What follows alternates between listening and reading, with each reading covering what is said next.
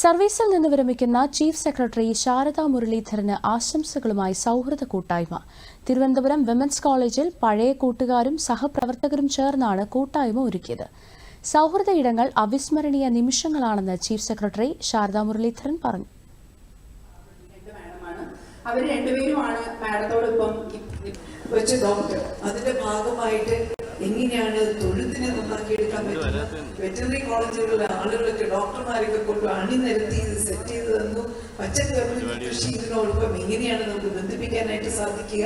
അപ്പോൾ തുടക്കം മുതൽ തന്നെ ഈ ആനിമൽ ഹസ്ബൻഡറി മേഖലയില്, ഡയറി മേഖലയില് പൂർണ്ണ ഒരു സംയോജിത ഇന്റഗ്രേറ്റഡ് ഹോളിസ്റ്റിക് ആയിട്ടുള്ള വീക്ഷണം അദ്ദേഹത്തിനുണ്ട്.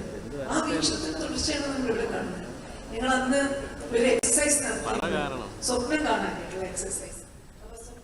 സ്കൂളിലും കോളേജിലും ഒപ്പം പഠിച്ചവരും സെക്രട്ടേറിയറ്റിൽ ഒപ്പം ജോലി ചെയ്തവരും കൂട്ടായ്മയിൽ പങ്കെടുത്തു.